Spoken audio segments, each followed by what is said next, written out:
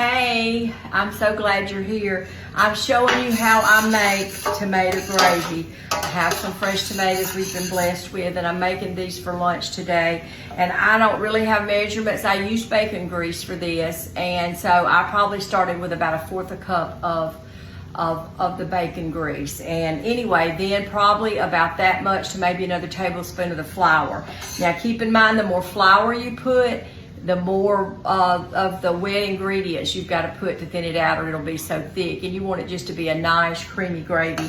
And so I'm gonna cook it like a roux. I have salt and peppered it. Now, we don't like chunky tomato gravy, and so I pureed this in my little KitchenAid chopper or whatever, and that I may have to use a little bit of water depending on this, because this is really, you learn to do this trial and error. I'm sure there are people that have got recipes out there that can tell you exact measurements, but with my home cooking and the way I was taught, I don't have that. But you'll see that it's bubbling, and we want to make a roux out of it, and we need to salt it. And I've salted my tomatoes really well, and I have salted and I'll salt and pepper this. And then I'm actually going to taste of this and see, because you know it needs salt too. And of course we're going to cook the flour since it's raw until it's done. So let me taste and see if I have enough salt in this roux here. No, I don't. And so you just really have to taste that to see, because you want to get your salt perfect with this, and then you want to get your salt perfect with your tomatoes, and then it should come together nicely. Now that's not to say that you might need to add some more salt, you know, once you get it all together, but y'all, I can taste the bacon in that, and it just makes it so good when you add these tomatoes to it.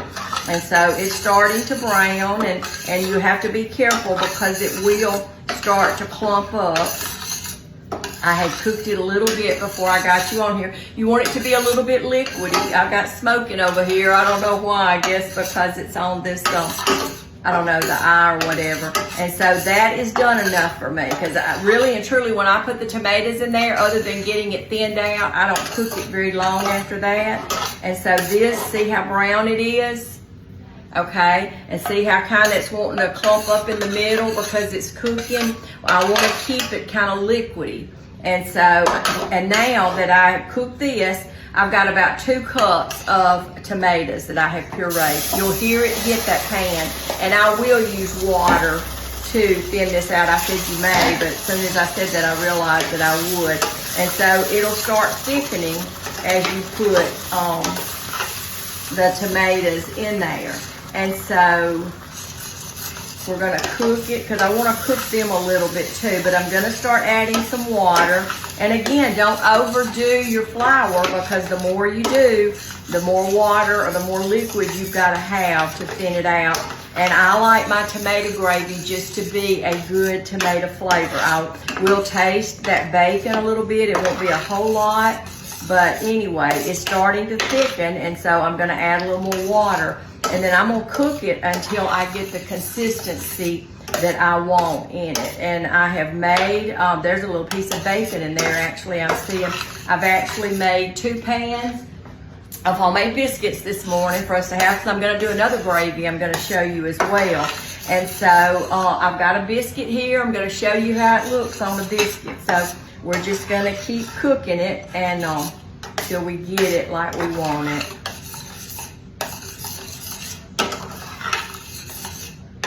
You just really want it to be creamy, because keep in mind now, this will be cold when I come in, and it'll have a film that'll form on top of it, and I'll just reheat it in the microwave and stir it some more. And I have had to add a little more water or liquid to it to thin it back out when we get ready to eat it. But now if we were eating it right now with our biscuits, it would be perfect the way that I would leave it.